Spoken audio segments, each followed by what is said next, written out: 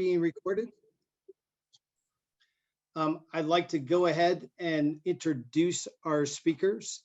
We're very fortunate tonight. We have two experts who will be leading the seminar. Kelly Nee, who leads the RPS's North American Ocean Science business.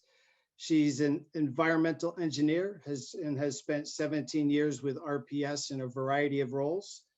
She currently oversees the data management, distribution and visualization projects for NOAA and other organizations around the globe. One of my favorite things about Kelly is that she has studied the impacts of sea levels rising in the country of MARACOOS. I'm not sure if I'm saying that right. I'm sure I'll be corrected later. For those of you who are Jeopardy fans, I dare you without Google to tell me where that is, and you can do so later on. So please, at the end, we'll let you know, but write your answers down. We're going to start off with Michael Crowley. He's the technical director for Rutgers University's Ocean Observing Leadership, and also is on the Mid-Atlantic Regional Association Coastal Ocean Observing System. His work includes the management and operations of the lab, and he has significant experience with the sailing community as well. Some of you folks were asking about the way to Bermuda. There it is, very simple, right down the rum line. No need to worry about any currents, and I'm about to be corrected. So please join us in welcoming Michael and Kelly for their presentation. All right, let me share.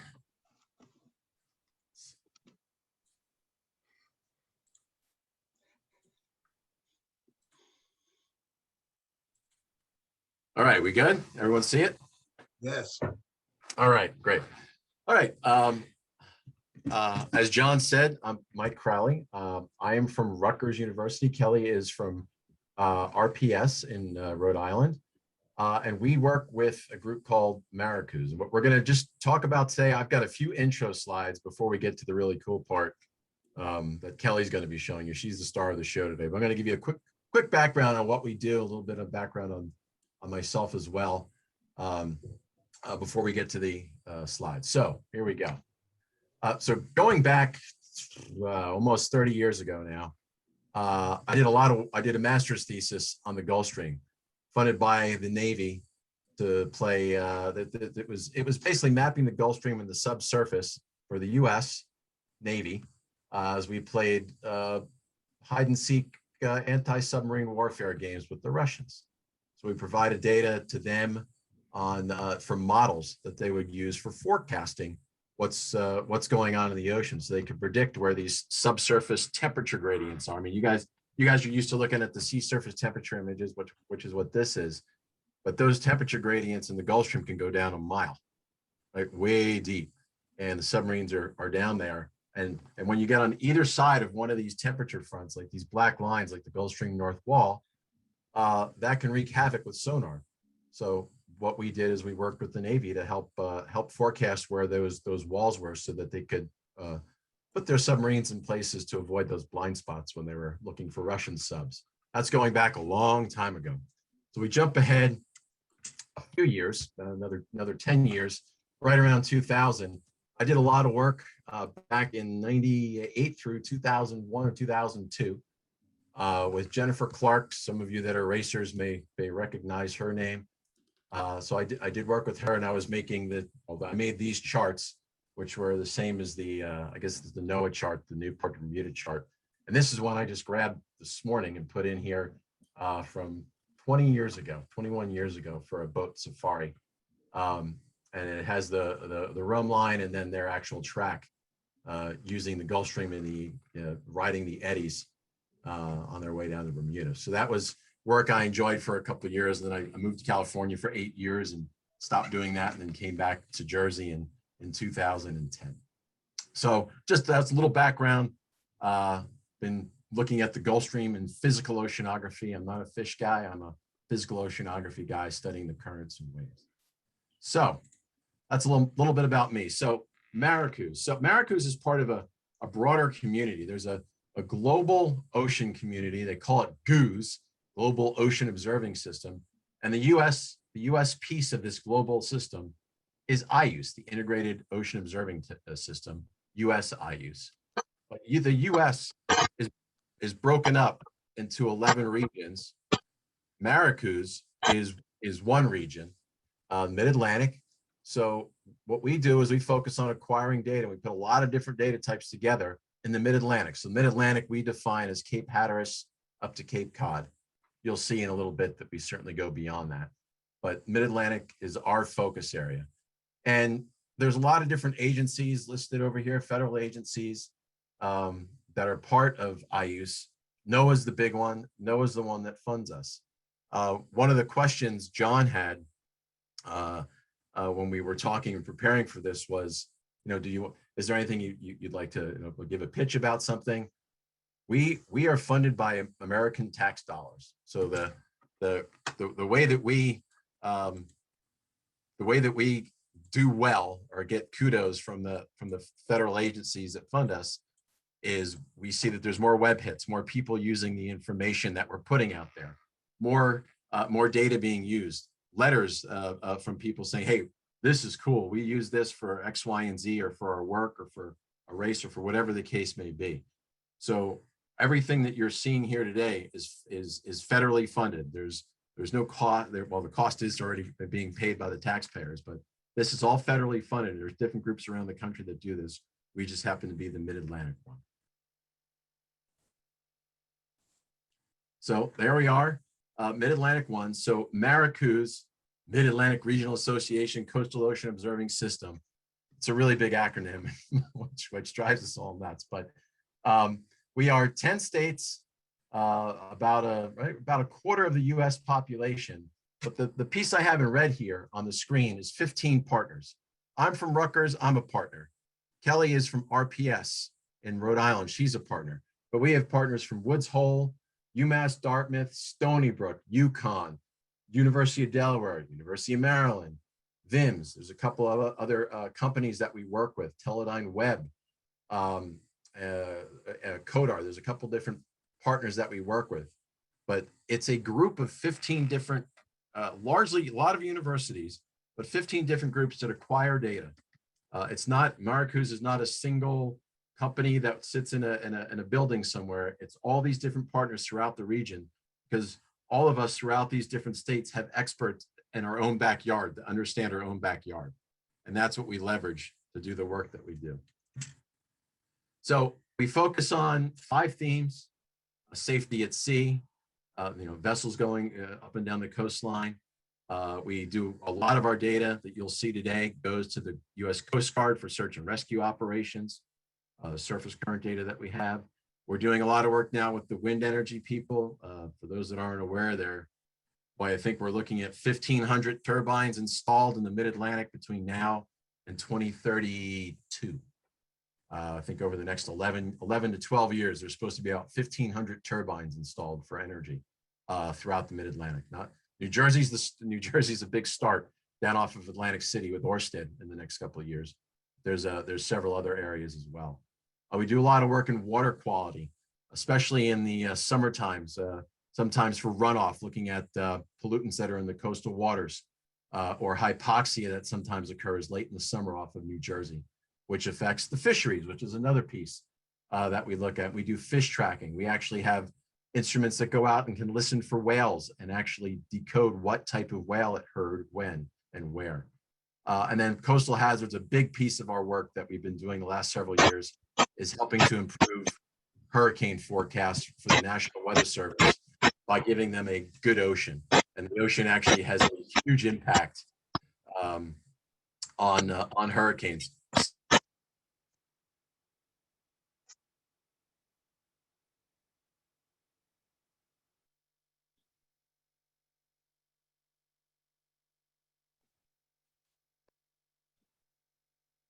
Hey, Mike, we lost your audio about a minute ago, or a few seconds ago.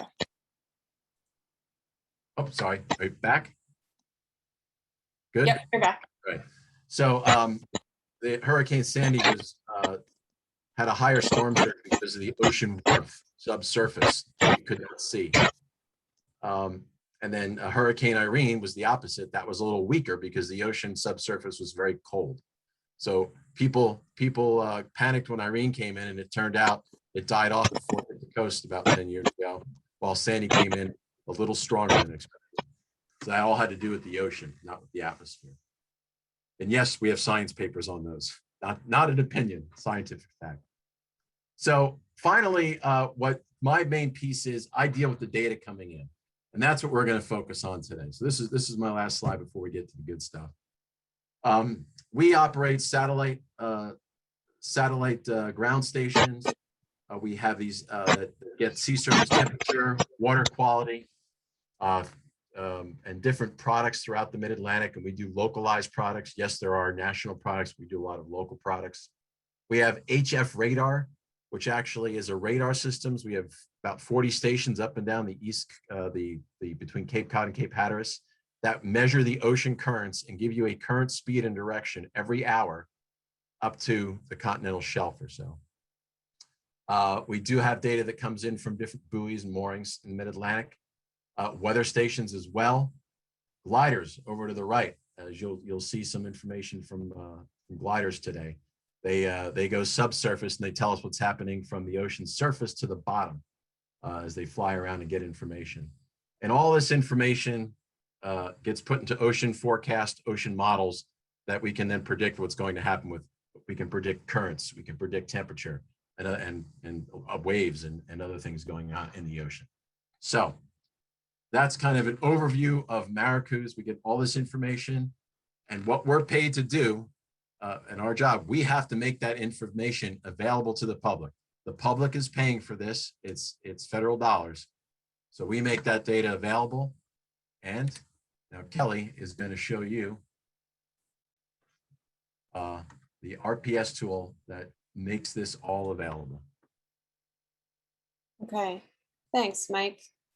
I saw a couple of people ask in the chat, what is RPS or who is RPS? So I'll just spend a minute giving you a little bit more background, and then we'll dive into the demonstration. I think I'll start with a little bit more background about myself. So I'm born and bred from Rhode Island. I saw a couple of Rhode Islanders in the chat. That's awesome. I grew up in the South Shore of Rhode Island. You know, ocean and coastal issues have always been very important to me. And the reason that I got into environmental engineering, like you're gonna learn something new about me today, is because in 1996, there was an oil spill on the south coast of Rhode Island called the North Cape oil spill. I was 16 years old. I wanted to help, and there's really nothing I could do to help at that point. So I decided to go into environmental engineering and ultimately joined an environmental consulting firm here in Rhode Island called Applied Science Associates at the time. It's a little tiny firm started by some folks at the University of Rhode Island. We were acquired, or ASA was acquired by RPS in 2011. RPS is a global environmental consulting company. So that firm, Applied Science Associates, grew into the RPS Ocean Science Division, which I now run from here in Rhode Island. So that's a little bit of background about who I am, who RPS is. The Ocean Science Division really focuses on ocean and coastal issues. Obviously, we do a lot of water quality modeling. We do a lot of support of oil spills. Interestingly, we're working on the oil spill in Mauritius, which is kind of near and dear to my heart also because I spent a lot of time there. RPS globally is very involved in energy, the natural, the built environment. Offshore wind is a big piece of our business at this point. So just a little background about RPS. I'm gonna go ahead and share my screen now and give a demonstration of the MARACOOS Oceans Map product.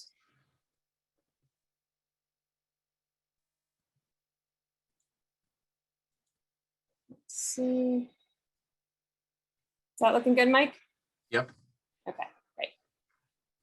So Oceans Map is the website, the web application that we use to bring together all of the MARACOOS data.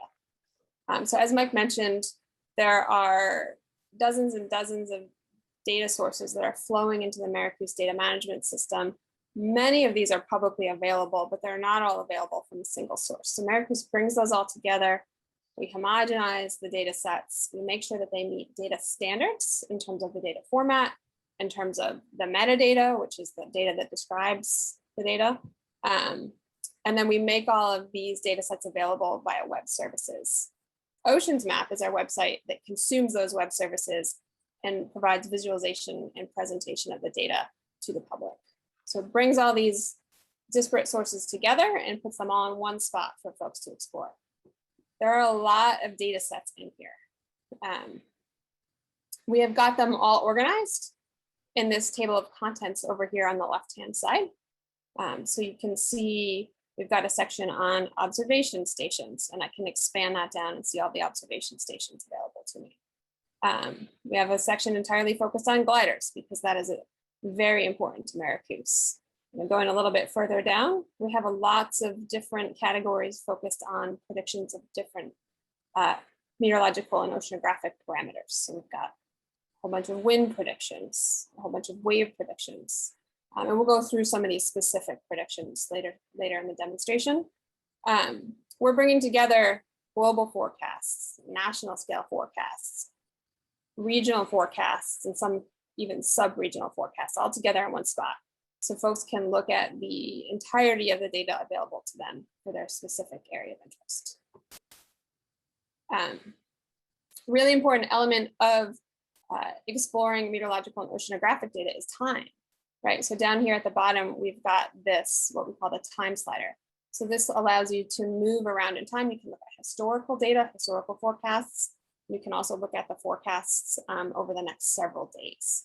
And we'll do a little bit of poking around with the time slider too. But you have a lot of control over what time step you're looking at in the map. There are all sorts of controls in here for zooming and panning around the map. You can use your mouse, and there's all sorts of mouse shortcuts to do that with, which is what I tend to do. You've got zoom in and zoom out buttons here that allow you to change your view. Got a button up here that allows you to specify an area of interest and to zoom in specifically. So you have a lot of control over what your map looks like in terms of how much data you're looking at, the spatial area of interest, and you have a lot of control over the time element that you're looking at too. You can see all the legends for your data here in this legends tab. So this is showing me right now glider legend, and then this is the SST. We're looking at sea surface temperature data right now on the map. So this is the SST legend showing us the temperatures that correspond with these different colors that you're seeing on the map. And then you can change your base map. So we're looking at a pretty simple base map. That's the map that's behind all the data to any number of things. And I'll go through a demonstration of changing that up a little bit later. But those are sort of the basic elements of Oceans Map that you need a little bit of an understanding of before you take a deeper dive into the data. So what we're looking at right now is the sea surface temperature. This is a 7-day composite from AVHRR. And it is showing us the temperature for the entire North Atlantic region here. And I can click any place on the map and get a time series of what that temperature has looked like over the last few days. See here, so it's just bringing back the request. All of the data that we have is live. So when I click on the map to request data, it's making a request to our servers and bringing that data back, which means if there's a little bit of a lag before it brings the data back, it's because nothing is canned, nothing is pre-processed. And so now you can see that time series of the sea surface temperature over the last couple of days here. And it's also a little slower because you've got live streaming going. And also because I'm on video. Thanks, Mike. And yeah, I'm at my house tonight, so I don't have as good of a connection as I do in the office.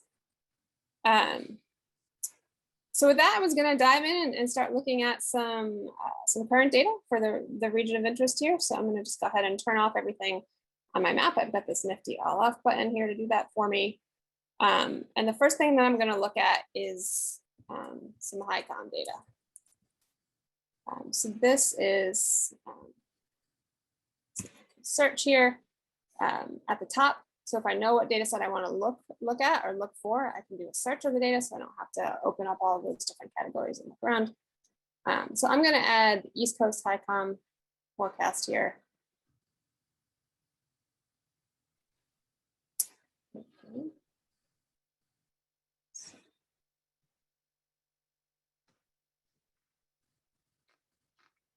Second to load up. It's thinking.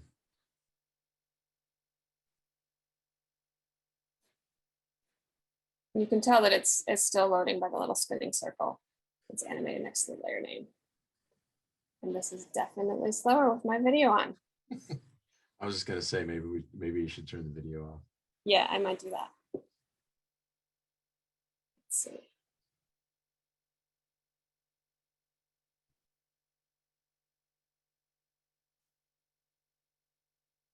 Let's see here. I don't know why that's not loading other than the video because I just tested this. Kelly or Mike, while we're waiting for that to load, there was a question that came in asking about what HICOM stands for. Oh god. HICOM, what is what's the HY, Mike? It's Coastal Ocean Model. Sorry, we're so down in the weeds on these acronyms sometimes. It's a model run by the Navy, and they run a global forecast and they run a couple of regional forecasts. I cannot remember what the acronym HICOM stands for. COM is Coastal Ocean Model, I believe. But, That's right. Yeah. Yeah. So let's see.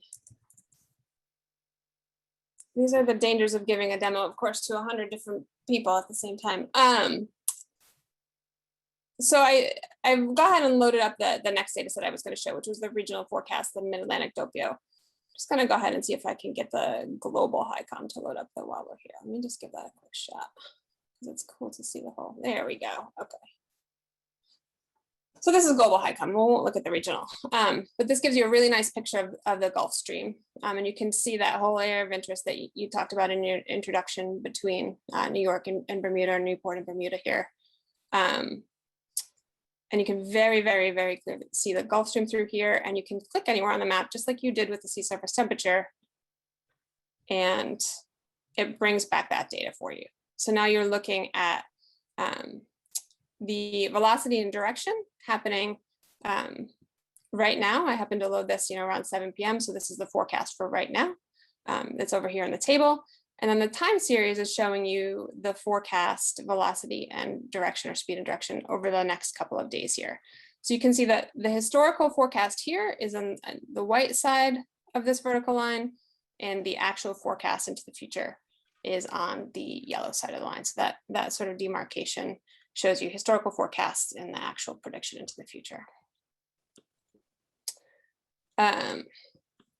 Let's see, what else did I want to show? I'm going to turn back on a regional forecast now, which is the Mid-Atlantic Doppio model. This is a model that's run by Rutgers, so some of Mike's colleagues at Rutgers, and provides a nice regional forecast of what's going on in the Mid-Atlantic. So I'm going to turn that guy on. So you can see now we're still looking at current vectors, but for a much smaller region. We actually, we do what we stride this model when we visualize it. So we're actually not showing you every vector because it's a little quicker to draw that way. But if I show you the full data density, you can see just how dense and how good the spatial resolution of this model is.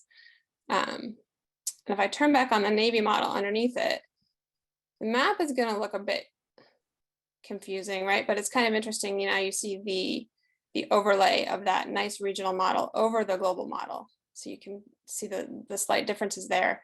You can also, again, click anywhere on the map. Go ahead, Mike. One of the things that Kelly points out here, there's a lot of different models in here, and this applies to whether we're looking at the ocean currents, temperature, winds, wind speeds, direction, waves. There are several different models. Some do better than others at forecasting different pieces in different conditions. So one of the things we allow here, I think, is what Kelly's going to show you is, well, we'll be showing you, we can actually compare some of these models to actual measurements from buoys and those sorts of things. Yeah, we'll get to the measurement comparison in a little bit. There aren't a lot of great current measurements out there. But this is comparing a model to a model in this time series, right? So you can see the values for the current hour forecast right here in the table. And then you can see how those time series compare in the time series plot here. Forecasting currents is not easy. I give a lot of credit to the folks that do that day to day. And you can see that there are some differences between these two models. That's expected because you're looking at a global forecast model and comparing that to a regional model. So you would expect the regional model is providing you with a higher accuracy forecast. That's not always the case, but it's generally the case. And let's see, the last thing that I wanted to show here under currents was a model focused specifically on the New York region. So I'm gonna go in here and now search for NIHOPS. So this is a model run by the Stevens Institute of Technology. I'm gonna go ahead and turn off my other models. And so this is the NIHOPS model. So really focused on the New York, New Jersey shoreline. And I can zoom in here and you can see that the spatial resolution of this one varies, right? So it's less dense offshore, more dense as you zoom into New York here, which makes a lot of sense because you have such detailed shorelines in here that you really need to cover with a higher spatial resolution for the model. So I was going to zoom all the way in to your area here and show you a couple of different base maps. So as we get in here, we can switch over to a nautical chart. So that's going to give you a nautical chart as a background to your map, which is pretty cool. You've got that at your fingertips there. You can also look at imagery. So now we're looking at a satellite imagery base map behind our data. And you can zoom all the way in, really to see the Raritan Bay Yacht Club here. Give that model a second to refresh. Shows more and more resolution as you zoom in.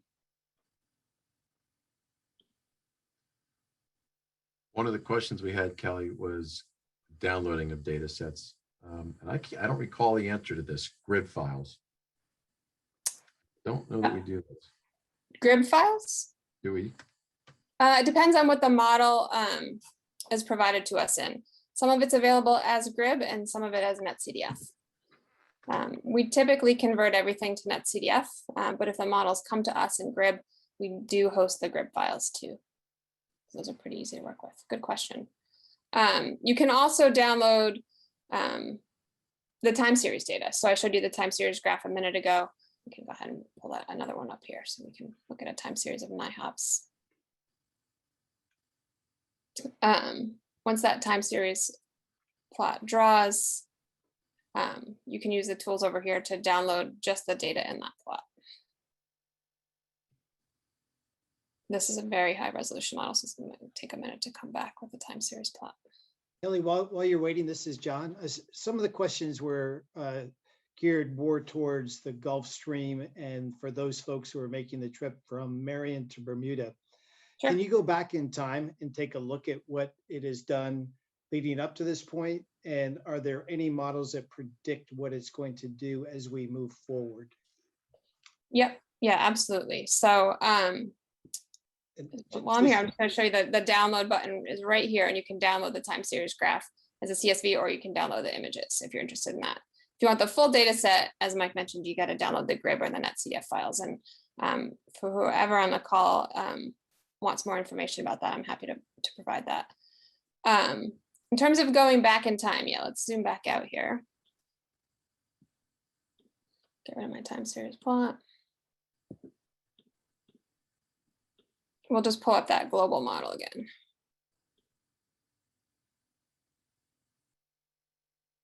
So we've got a couple of other questions while you're pulling up the data, so I'll just put them on the table. One of the questions is about Raritan Bay. Does the model actually look at rainfall and what happens after heavy rains is one of the questions? I assume that Stevens model has river forcing, Mike, but I don't know offhand. Do you? Stevens does, the NY hops model. I don't know how much, the globals do not, as far as I know that we deal with. Doppio, the regional Rutgers one, I believe that's coming soon. I don't know how much. I'm gonna have to get back to you on that. I don't know the answer to that. I will write that down. Okay.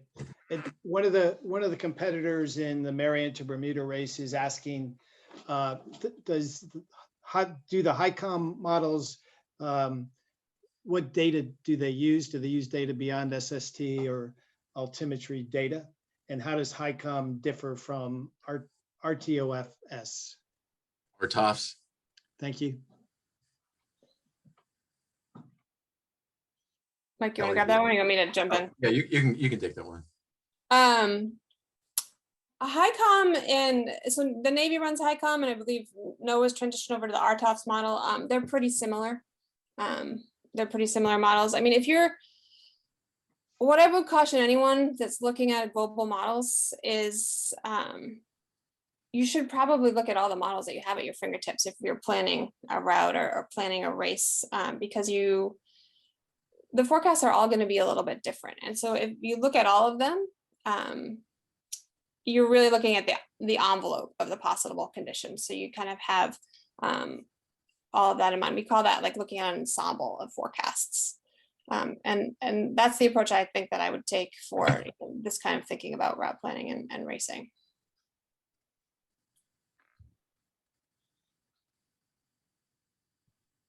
Did I answer that question? Did I miss a question? Gary, you can unmute if you want and just. Yeah, hi. Thank you very much for the opportunity to talk. So my specific question is, do the HICOM and the RTOFs or even the older HOPS model, are they now using the altimetry data or based on temperature?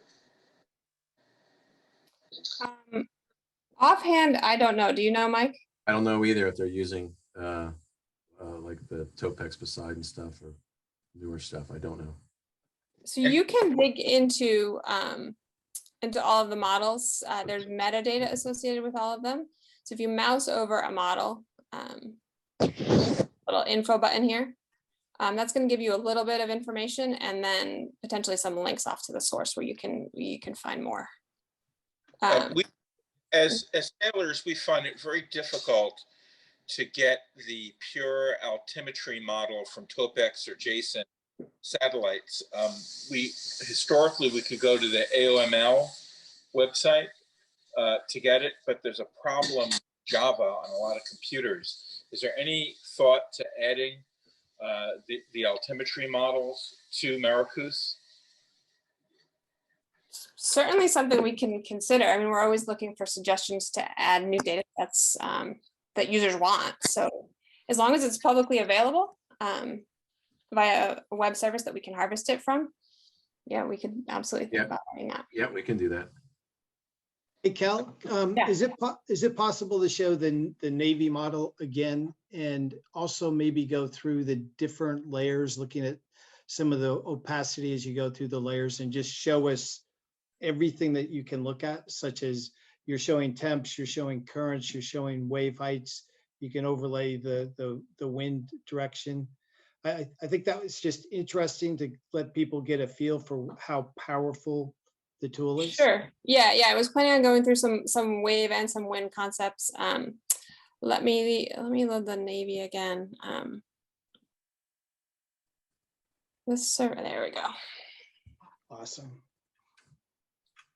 So that's the HICOM, the Navy HICOM again.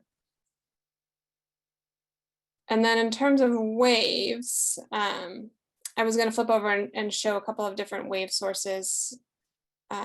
Any other currents that have been requested, or we can always come back to it too. And maybe just zoom out for a second on this particular view.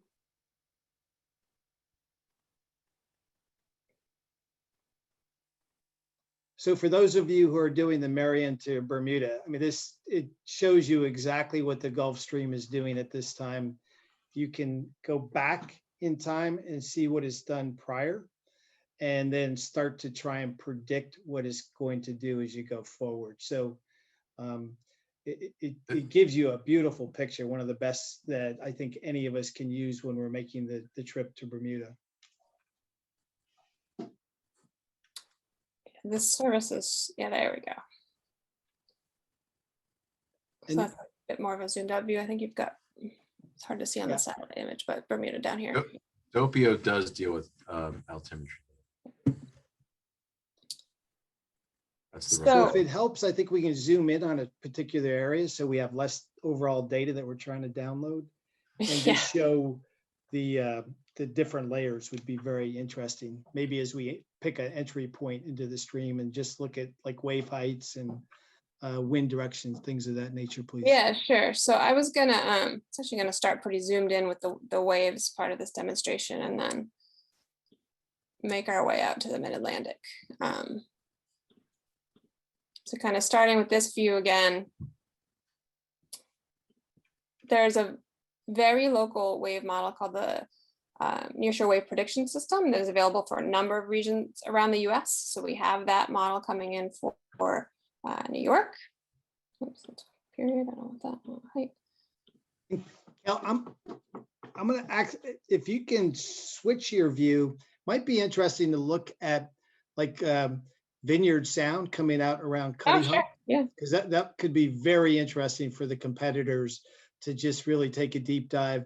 Those of us who are in Raritan Bay, we actually don't want to give away too many of the secrets here anyway Okay. to our fellow racers. So All right. I focused my demo on Raritan Bay, but I'll try to update on the fly here.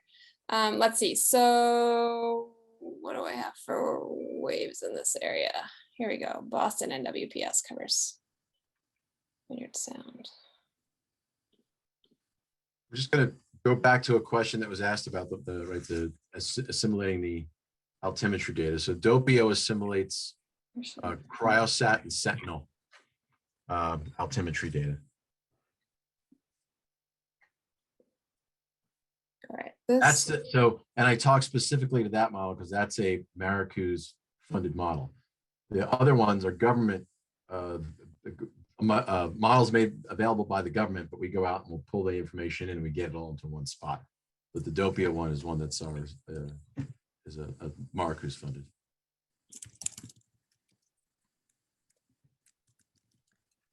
all right. So this is a wave model called NECOS, the Northeast Coastal Ocean Forecasting System.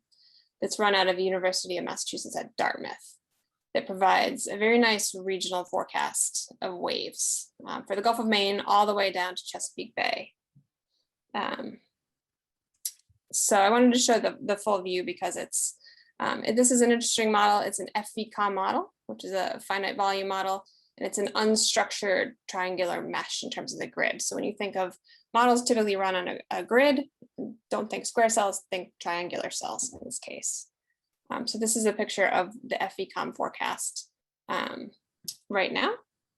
And then if we move ahead, actually there's some interesting weather coming. So if we move ahead using the time slider a little bit, I think it's pretty early in the morning today. We should get an update there.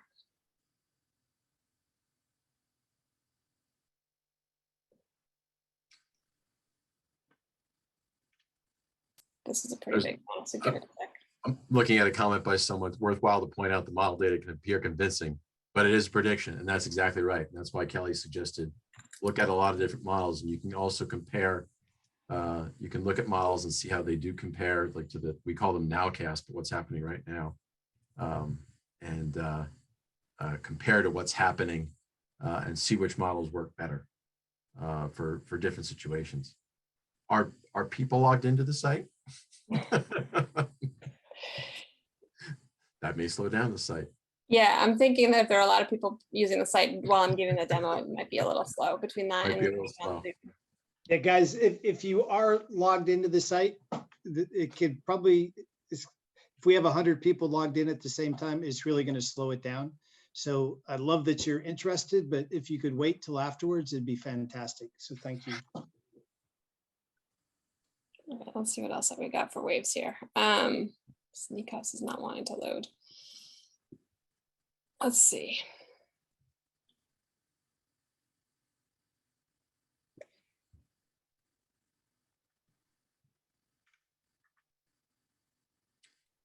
Is a legend available? Yes, the legends are available.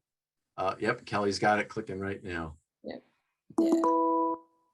So it will load once the layer loads. I'm gonna quickly give the site a refresh just in case that helps. I'm gonna flip over to this version here.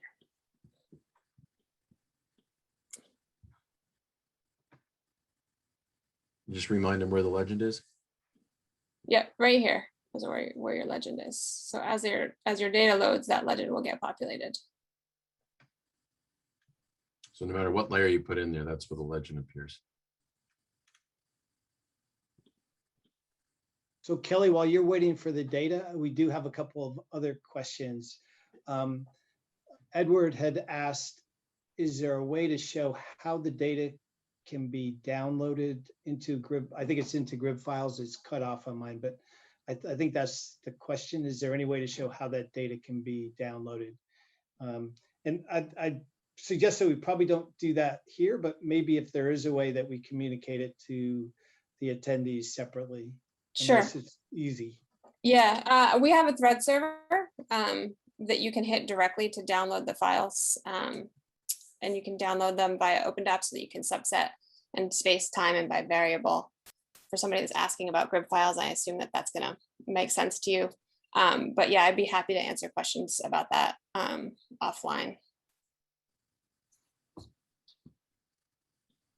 Okay, let's see.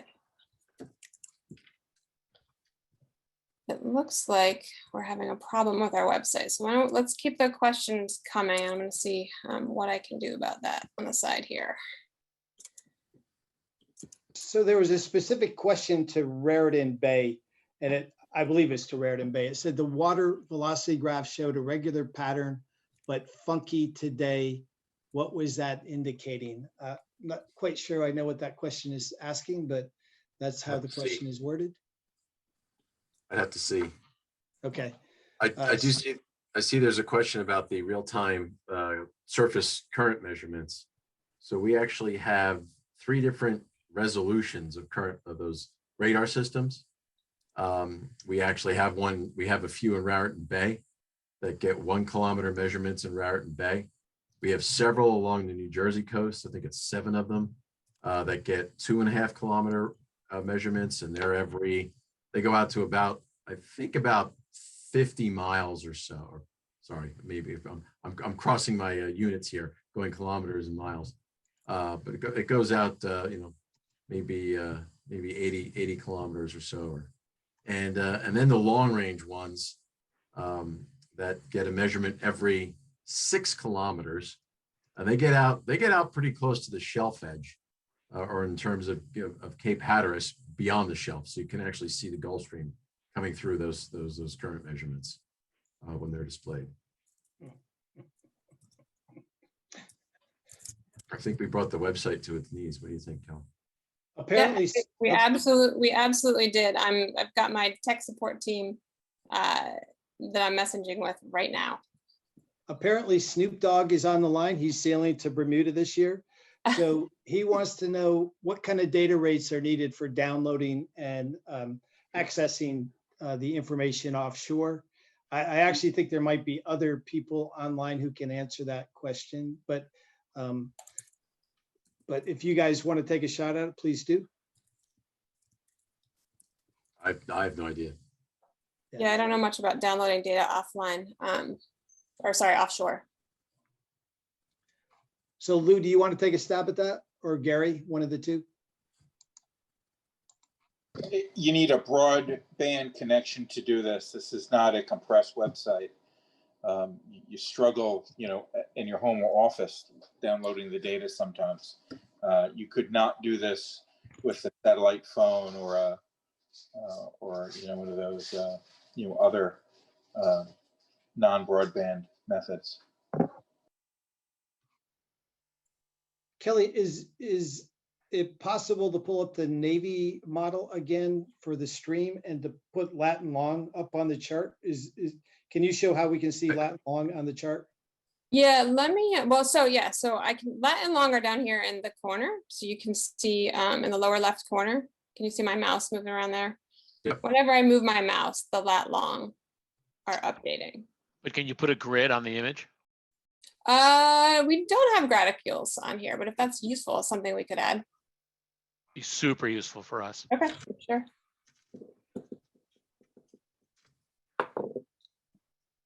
And can you do it by June? You know, it would shock me if there's not a publicly available service. I'm only So- kidding, No, Possibly. Yeah, I think probably we had too many people hitting the site tonight, which is a little troubling, but tech team is looking, oh, it's back up. Okay. So if folks could refrain from using it on their own right now, that would be great. Let's see. Here we go.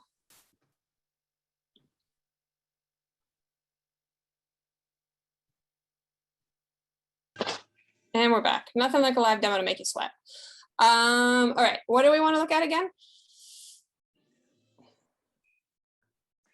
All right, sorry, I was doing two things. What we wanted to, we're starting to drill down into like waves and winds, and we were just thinking of the location coming out of Cuttyhunk, coming out of Buzzards Bay, going around Cuttyhunk could be of interest to many people. So if you're already locked and loaded with Raritan Bay, let's do that. But if No, if it's you- fine. Okay. Yeah, let's see. So waves, let's look at some winds maybe. So we've got the global model in here, obviously. Oh, service isn't. Let me just have them check that service real quick. Let's actually look at, sorry, 9 kilometer wharf here. 9 kilometer, yeah. Yeah.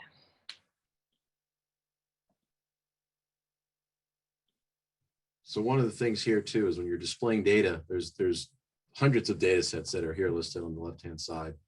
You can see the list of different things from, water levels, all sorts of different things are listed in here. But if the service that's providing them, many of them are federal state services, if they have a problem with their computers or their access, we're not going to be able to access them because everything, as Kelly mentioned, is being accessed in real time. So you put a request in, I want to look at X, and it's going to those servers and pulling out that data to show you X. So we just happened to mention that there was at Rutgers today, there was a computer system server that went down for RU Wharf, the Rutgers weather forecast model, and which is what she's showing now. So it was getting rebooted and regenerating the forecasts, and now getting back up to functional. But that applies to all the different data sets that come from all over the country.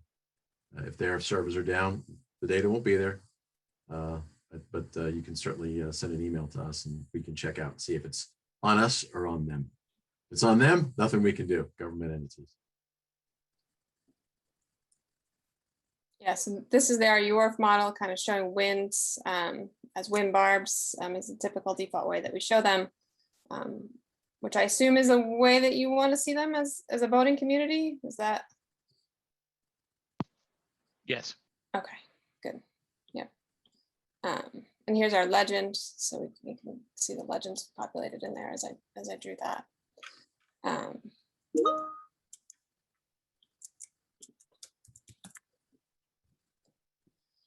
Let's see, and see if we can add some wave data to this because that will be interesting.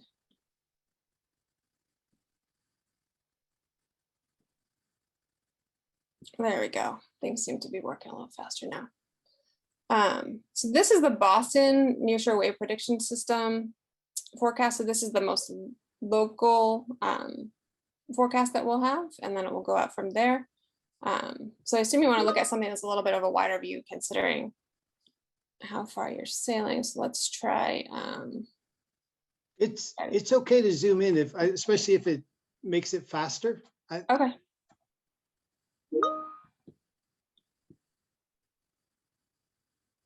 So this is it's actually a brand new wave forecast that I'm loading now. This is the GFS V16 forecast. It just got launched in the very end of March. I think it was March 22nd that this forecast got launched. So it's the new GFS V16 Atlantic 10 arc minute resolution. That's what the 10M stands for, forecast. So this is showing you wave heights in the region of interest here.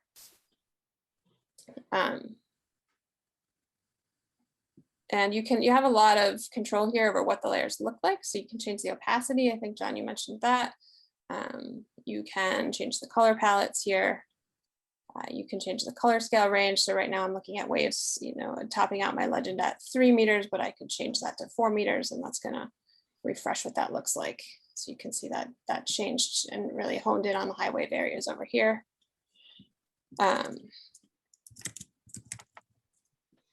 So let's see, and you can compare different wave models too. So you could compare, say, that Boston forecast with the Atlantic 10-meter forecast by turning them both on and clicking on the map.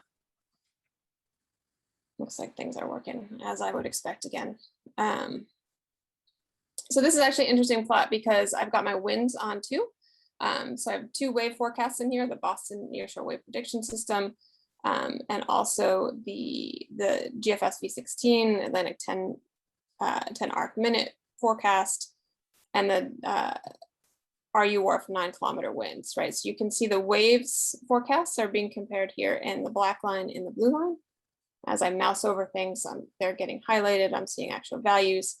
And then you can see the wind forecast here in red, right? So as you would expect, as the winds ramp up, the wave heights are also ramping up in the forecast. So basically, the point that you have highlighted due south of Nantucket is really where we're looking at the wind and the wave action at this point. Exactly. Yeah. And it is telling us how the wind is going to shift and at what time it's going to shift. So, I mean, this to me is awesome. Lou, if I had this on board, you would be helming all the time. So. Yeah. So, yeah, let's see. Anything else specifically? I had a couple other things I can demo, but if you've got specific things you want to see, we can go for that. So, Kelly, I think you've done a really good job of showing us some of the key aspects as it relates to sailors. I'd like to ask you and Michael if there's anything else that you want to show us about the model, and if so, let's go ahead. If not, let's open the questions up to the audience, and we'll ask them to raise their hands, and we'll recognize the people so that they can come off mic. But go ahead if there's anything else that you want to show us first. Let's see. What is the resolution of RU Wharf? 3 and 9? 2 different kilometer 3 resolutions? and 9. 3 Yep. kilometers and 9 kilometers. Yep. Yeah. One other thing that I did quickly want to show, this is a little bit geeky, but we've gotten some pretty interesting questions. So I think I will just try to show that real fast.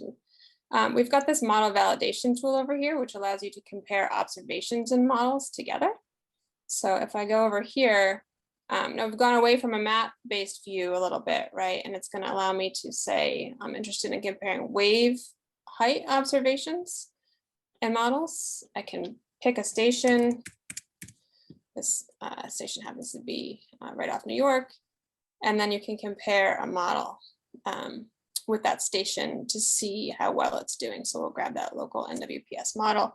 So that's making a request right to the server to compare, not just bring back the time series comparison, but it's also bringing you back your error statistics. And so you can see how well that model is doing against observations. And you can easily change. So now we're looking at, just for comparison's sake, this is a local model. So we're looking at an error R squared of 0.76. If you switch that to, say, a global model, we might expect that to go down. We'll see. Yeah, a little bit. WaveWatch 3 is doing pretty well, but down to 0.72. So you can do this for any number of different parameters, including winds. Currents can be a little tough only because there's not a lot of observations of currents available. But if you happen to have a good station where you you have current observations, you can absolutely use it for that too. So I think with that, we made it through most of what I wanted to show. My apologies, the site was a little bit slow in the middle there. Kelly, we have a question on forecast range, and I'll say it definitely depends on the model. I think, what's the furthest out we go in a forecast range? Do we have 7 days? Yeah, I think GFS goes out 7 days or so. Okay. I think Doppio is 4 or 5 days. Something Yeah, they typically run from 48 hours out to 7 or 10 days, depends on the model. I wouldn't put a lot of trust in much after 5 days. And you can look at the if you can show them where they can get the more info on the model. Yes, yeah, and in the table of contents. Yeah, so this is where you can get some more information about the model. So this is Global WaveWatch 3, for example. So here you go, out to 87 hours. It's specific for WaveWatch 3.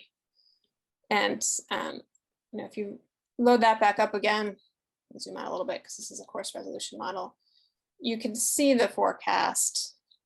Change my time slider here. So now we're looking at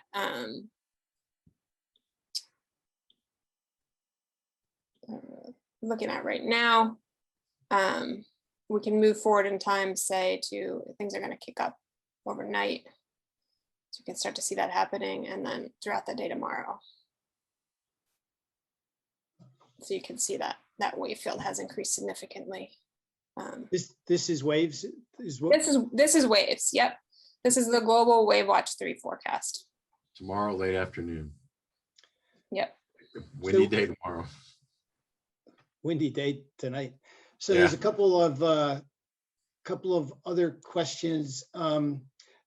So John had sent me a question. I've lost it, but basically asking, you know what, John, if you want to come off mute and ask your question direct, I'm okay with that.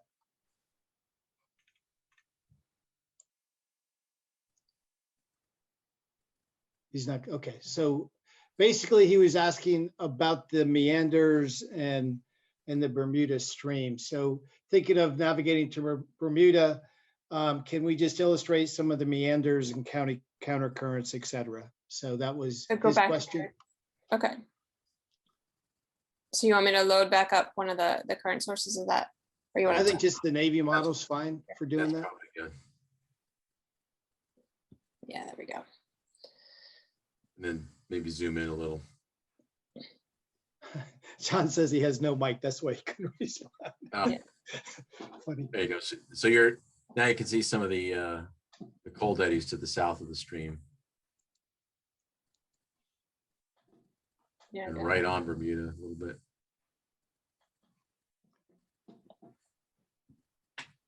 So yeah, you're with your mouse, just go through and talk about the eddies. Just point out a couple eddies and a couple meanders as we go through, and then how the Gulf Stream looks like it's dissipating in strength as it gets further out. Sure thing. So Mike, you talked about some cold eddies. So you're talking That's about actually here. a different rotation, but the cold eddy. So if you go to the left, right off of North Carolina, right, there's a clear cold eddy sucking warm, what would be sucking warm water off the Gulf Stream. Yeah, right there, just to the south right. of the mouse there. Okay. Right, that's a clear cold eddy. Eventually, it'll get sucked into the stream, right? So the meanders from the Gulf Stream propagate east, the eddies propagate west, both the warm and the cold core eddies, and certainly the mess that's going on east. There's all sorts of that's an interesting Gulf Stream dynamic going on out there. Again, as someone did say in these in the chat, these are models, right? So they are. I think probably the closer you get to the coast, they do a little bit better. But as you get further offshore, there's less and less measurements. There's less and less information that validates the model. So these models are as good as the data coming into them. And you have a lot more buoys and other sorts of things coming up near shore. Yes, you do have satellite data. You have altimetry data offshore. Kelly, But can you just put your mouse on Bermuda or pin it? So There you yeah, go. it's right there. Yep. If the person who's asking that question is the navigator, crew, you might consider going to another boat. It's just a thought. And I apologize, when you meet me in person, you can tell me what you think of me at that point. Yeah, for Bermuda, I think you're gonna mostly need to use the global models to get Yeah. that far out. if north of the stream, you could use the local Doppia model. Yeah. But once you get southeast, you're going to have to go to the globals. Yeah. There is a nice model run out of NC State that usually looks pretty nice in this area, but their servers are down right now, so they're not running their model right now. So which means that we don't have it, as Mike explained. But the Socorro model, CNAPS, when that comes back up, that's an interesting one to look at too. So I think a very important question. The question is there a link with a user documentation to help what we are currently reviewing? We don't have comprehensive user documentation for this site. We've talked about in the past doing some like video tutorials to help people through because there's so much in here, and just doing little snippets focused on particular things. But we don't have like a document to share.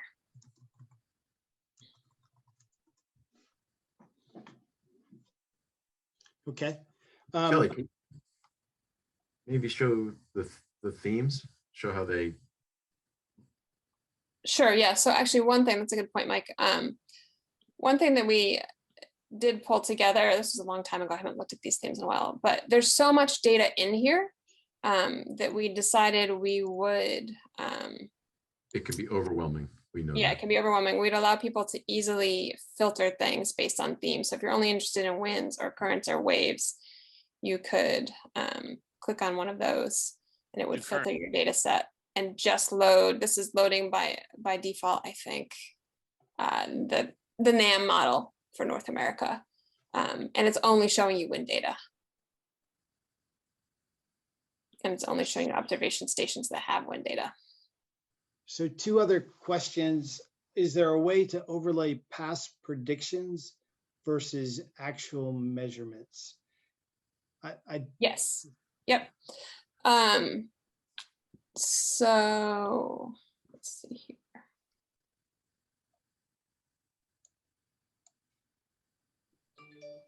Just gonna quick refresh after using that theme just to clear things out.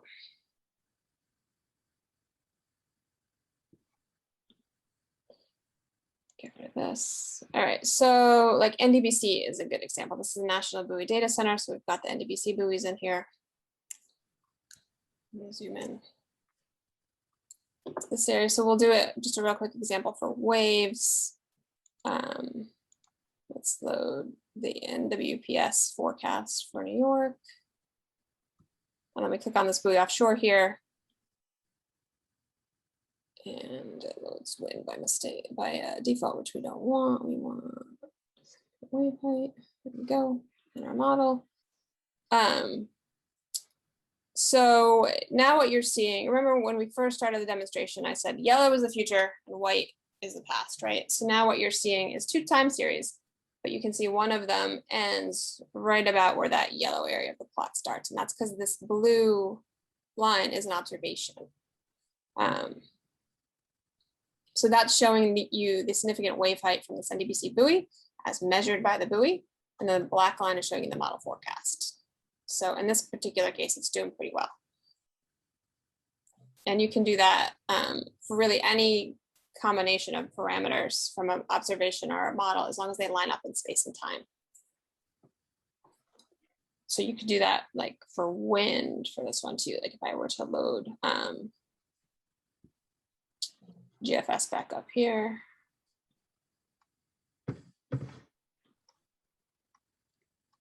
We've got our GFS model on. I'm going to turn off the wave height plot, turn on the wind speed, and turn on GFS. And now we're comparing winds at the station that we were just comparing waves at.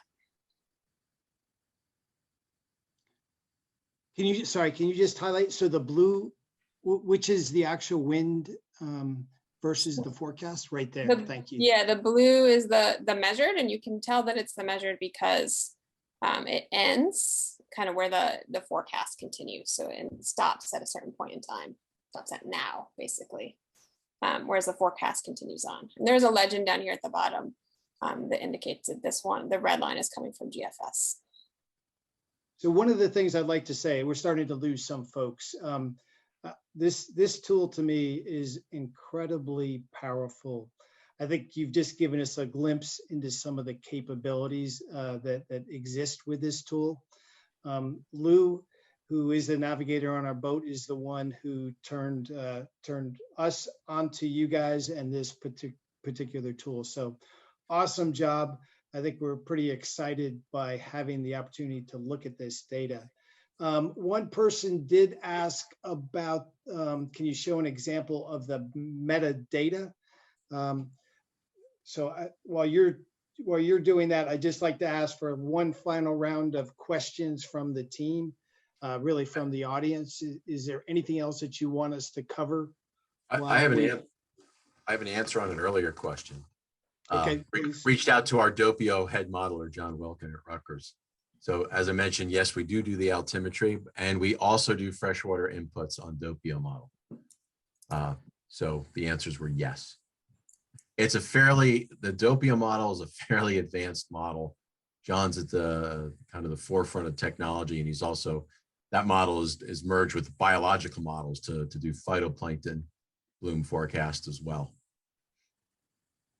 And for those of you that are asking about downloading data directly and metadata, this is the thread server. So this is where a lot of the data is stored. These are the files that we're hitting when we're loading data in the website. So you can look at any one of them in here. Here's some of the metadata. So it's giving you geospatial coverage, time coverage. And then if you hit this open doc link here, this is how you would download the data. And then there's a whole lot more metadata in here. And then each variable is required to meet certain metadata standards in terms of its units, the variable name, that sort of thing. And so this is all the metadata that you're seeing here as I'm scrolling through the thread server. Never been asked to show that before. Good question. Because so many folks are doing the Marion to Bermuda race, if you could just show the sea state temperature again, probably, I'm assuming the person wants it in a kind of looking at Bermuda. And Edward, you can come off mute if you want to ask your question direct. Yeah, John, I think that was my question. If Kelly could just show us the AVRHH data one more time, the sea surface temperature. Yep, here you go. This is sort of zoomed in on Bermuda. It's hidden behind there a little bit. Happy to zoom out a little bit. And this is a snapshot or a composite? This is a composite, 7-day composite. And will it do a snapshot, one download from the SAT? We have that data available. We don't typically put the single snapshots on Ocean's Map, but you can get those from the thread server. Cool, thanks. No problem. Okay. Adam, I'm going to let you come off. Adam Simon, I'm going to let you come off mute and ask your question if you'd like to. Sure. Very impressive. Thank you. To validate the models, when you were just showing us the time series of what the observational data was versus the prediction, to do that properly, you sort of need to define what time period you're talking about the prediction was made. So is it a rolling average where you made a prediction 48 hours before the observation and you compared the actual versus the prediction from 48 hours earlier? Or what is the actual time delay between prediction versus measurement at, I think you used a buoy off of islip or somewhere? Sure. Yeah. So we use what we call the best time series for the model forecast when we compare to observations. So model forecasts are running on some increment. I think typically the most frequently is about 6 hours.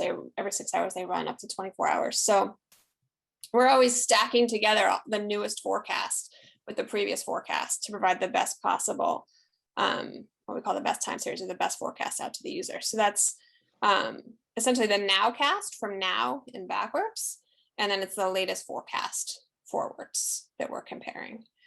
So when you're looking at comparing an observation station to the forecast to validate it, it's really always looking at essentially the nowcast.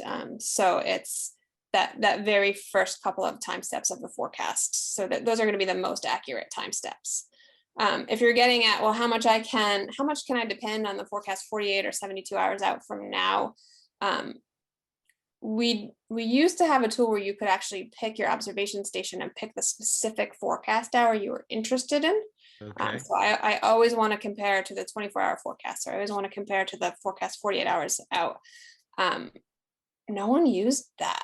And it was a little bit confusing, I think, to some of our users. So, but if I'm understanding your question right, I think that's what you're getting at. Yeah, in order to gain a sense of credibility of the forecast, I need to know today if I look at the forecast for 24 hours or 48 hours in advance, how well it's going to do. So by validating it to the nowcast, it's being weighted by some observations at shorter and shorter time. If I'm out in a boat heading to Bermuda, I'd like to know today which of those different models is going to give me the best information to understand what the situation is going to be 24 or 48 hours in time later, right? Sure. Yeah, absolutely. So you and the entire offshore wind community are asking for that.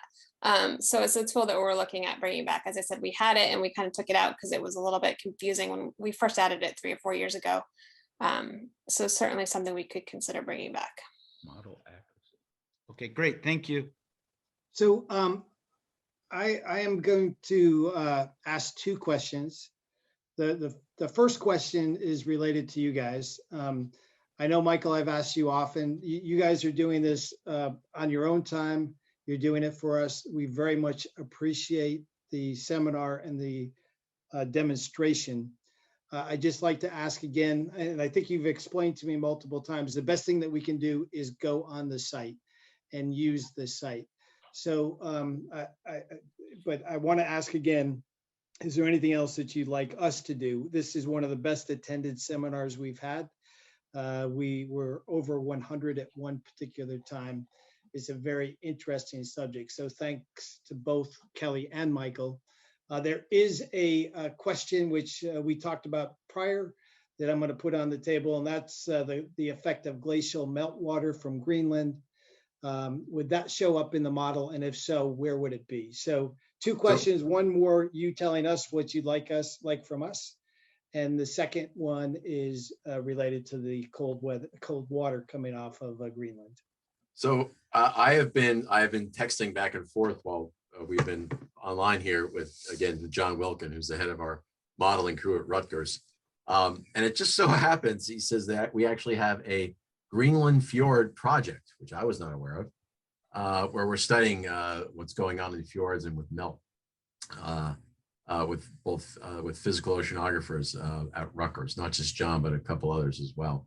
And certainly what you're looking at the image right now, right? That meltwater would come down and wrap around Nova Scotia and come in toward Cape Cod in that colder water. As far as tagging those water masses, as far as I know, we're not involved with doing anything of that sort. And by tagging, sometimes you might put drifters in, or in some cases even dives in the water that you can track with remote sensing.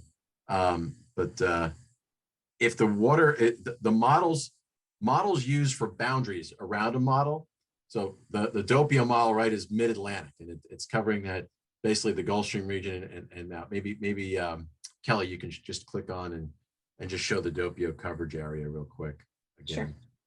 Sure. But it uses other models for its boundaries, so it's got to have a boundary on its area. So it's going to use like the RTOFs or those bigger. So that's the Doppio coverage. So it's going to use bigger models to give it its feed, and those models would get information potentially on freshwater. And John's model Doppio, as I mentioned, does use freshwater inputs along the coastline because he's also interested in nutrients coming off that'll get phytoplankton blooms going, which you guys are sailors. You've been out there and you see those frontal boundaries where you see watercolor change dramatically in those phytoplankton boundaries. So I'm giving you a long-winded answer, I know, about water melt. But I don't know that there's any way to absolutely track water melt, but we do have projects of research that we're doing on that. But not specifically tracking it going into our region. If it's in our region, it's being modeled here. To address the other question, I mean, Mike already said it, you know, we're not looking for funding, we're funded to do this. But using the site is important. After I put more resources on the server tomorrow, though, people. But seriously, if you're using the site and it's useful to you, if there's a data set that's useful to you, we would just love to hear about it, right? Maybe we'll make a little LinkedIn post or social media post about it, but that's useful to us to know that you're using the site, know what you like about it, what you don't like about it, what you would like to see, what data sets you would like to see. So I would say that's the most important feedback that we could get from this group. Okay, thank you. Snoop Dogg, you can come off mute if you want and ask your question.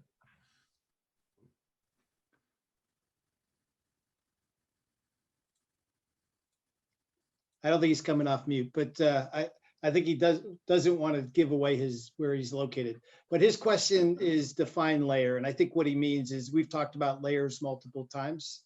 So can you just define what we mean when we talk about layers of the data? Layer. So anything in the table of contents that you can click on and off, we'd call that a map layer, right? So Doppio is a layer. Which one? Another current data set. NIOX is a layer. So anything in here. Okay, so Snoop Dogg, I hope that answered your question. This is more is really two parts to this question. I know one of your favorite subjects or passions is oil spills, things of that nature. I think more recently people have become aware of things like plastic in the ocean and the plastic reefs. And every time we've been offshore, it's amazing how far offshore you continue to see balloons. So every time I see a balloon in front of somebody's house or for a birthday party, I don't really go crazy, but mentally I get very upset because I've seen them offshore. Can you just talk about modeling plastics and the flow of the plastics in the ocean? Sure, yeah. So that's something that we have done. We've done some modeling of the debris in the Pacific, and we also do some modeling of microplastics. The modeling of plastics, I don't want to say it's easier than oil, but kind of it is because they don't degrade in the same way. They're fairly static, so you can model that. We could actually model it, or we do model it with our search and rescue model. So we have a search and rescue model called SARMAP that we use to help find lost people in boats. And you can use that to model objects too. So things like floating debris piles and that sort of thing. It's all fairly easy to model. It moves with winds and it moves with currents. And we understand how to do that. Okay. So I was going to say at Rutgers, we have a couple different projects studying microplastics. One is in Raritan Bay, Raritan River. And a lot of it deals with looking at phytoplankton, then getting samples of phytoplankton and looking at phytoplankton poop and finding microplastics in the poo of the phytoplankton, or not phytoplankton, zooplankton, apologies, zooplankton. We do also work down in Antarctica, and it's disheartening to know, but there are plenty of microplastics floating around the coasts of Antarctica as well. It's everywhere. Unfortunately, it is. So is there an email that you guys can give out to the audience for for the audience to provide information about suggested data sets and or things that they'd like to see in the model and other questions. Is there a public data email that you guys can give out? I'll give you my email. I was going to say I'm happy to share my email. Yeah. We can give you, put it in the chat window. Put them in the chat window is great. Yes. So Mine is very difficult. Crowley@rutgers.edu.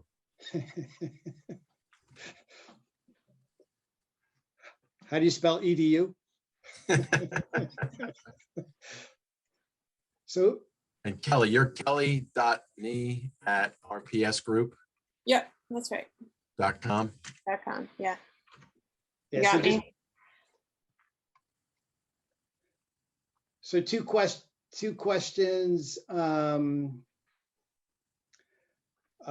is actually related, and I think this is the BP Horizon oil spill that one of the people in the audience is asking about the foam on the beaches in England. Was the foam caused by, the question is, was the foam caused by the detergents used to clean up the spill in for the Horizon oil spill? I don't know. I've not heard that. No. Let me ask the question differently. Have you actually seen oil and or plastics that start off in the Gulf, end up in hitting the shores of the UK or Europe? You start off in the Gulf of Mexico? Yes, yeah. I can't say that's never happened. I would say we don't see it, but it would happen all the time. Anything that's in there circulates around the entire North Atlantic. I mean, there are they call them midget palms on the southwest coast of Ireland. The seeds from those midget palms didn't come from Ireland. They came from the Caribbean over millions of years. And those are the palms that you see off the southwest coast of Ireland.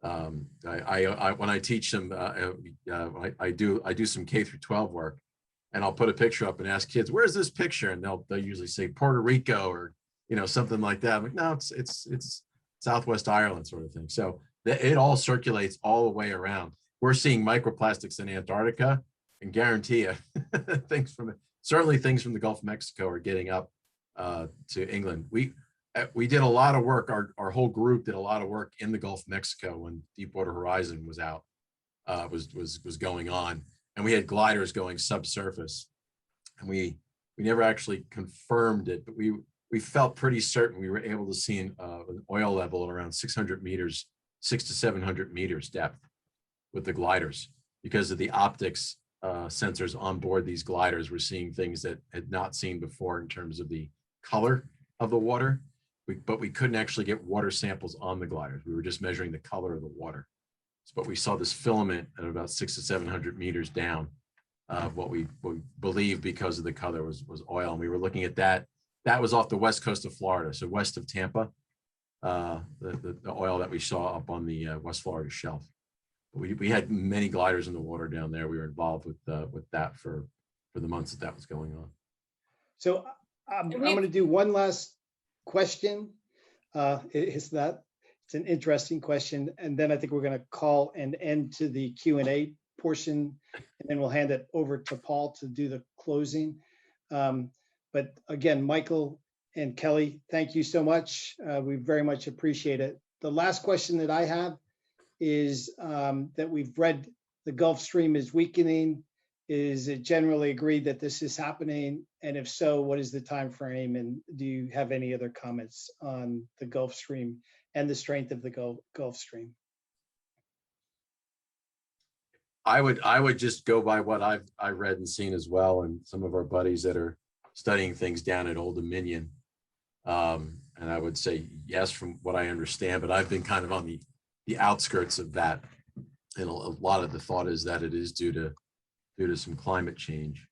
But I don't know the specifics on that. And certainly it's not like the Gulf Stream is going to stop in our lifetime.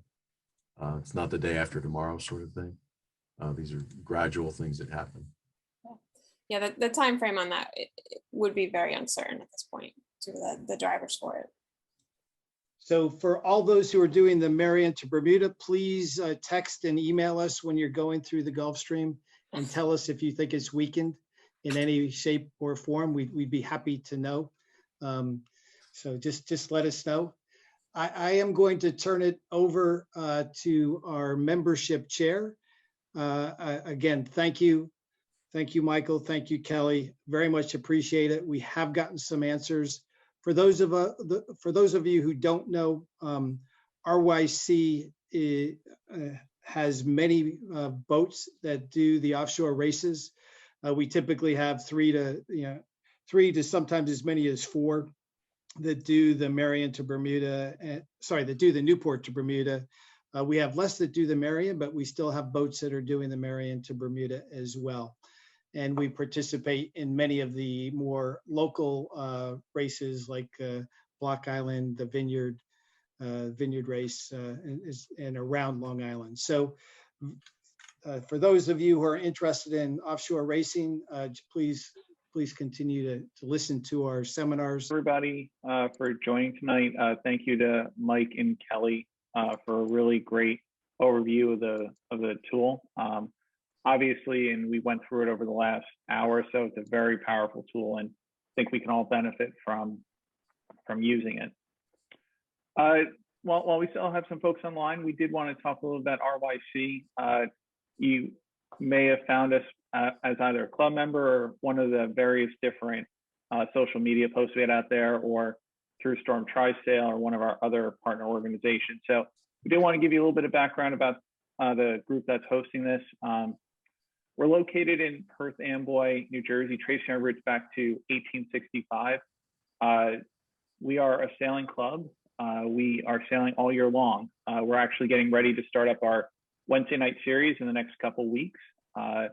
We then, during the winter, go out sailing in our small JY-15s and are sailing in remote control lasers once it gets a little bit too cold in January, February, March. As a club, we host various different events, racing throughout the summer, Wednesday night racing, weekend racing. Our big race is Red Grant. This year is the 75th anniversary, so it's going to be a really great event. We have various different cruising events.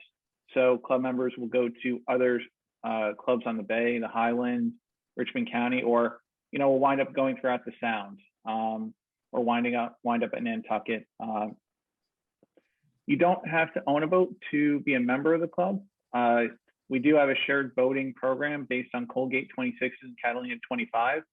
So, it's a really great way to get involved in sailing without having to worry about the maintenance and work associated with owning a sailboat. And then we also just have various different other programs, whether it's women's sailing, summer sailing classes for juniors, ASA certifications, various different learn to sail, private sailing lesson opportunities. And like I mentioned earlier, frostbiting and remote control lasers to keep us sailing all year long. John, if you want to, yep. So for some of the upcoming events, we're really trying to focus on blue water sailing this year, but we do interrupt that briefly to remind everybody about the Racing Rules Seminar. This will be a Zoom meeting on May 13th. We have a new set of rules that are coming out this year. The next blue water event will be medicine and first aid for the offshore sailors. Dr. Gary Nachman will be the presenter for that particular seminar. So really, if you're going offshore, what do you need to have with you, and how do you need to take care of medical, both emergencies and even just medical situations? So the following Tuesday, May 25th, we're going to do a seminar on everything you wanted to know about crewing, but we're afraid to ask. So we're going to do that one. Then we have an in-house event on how to run a race committee. You can go to the website for links on registering for those that are available to the public, which are the ones that are highlighted as the Zoom meetings. Again, I'd like to really thank Michael and thank Kelly. Kelly, I had to look it up. I have not sailed in the Indian Ocean, so I did not know where the country was. I didn't even know it was a country until I saw your CV. So this is where it is, just off of Madagascar. Those, we got several responses from the people who are more worldly sailors than I, who knew exactly where this was. So shout out to all of you who knew and shared it with the teams. So Lou, do you have any closing remarks that you want to make?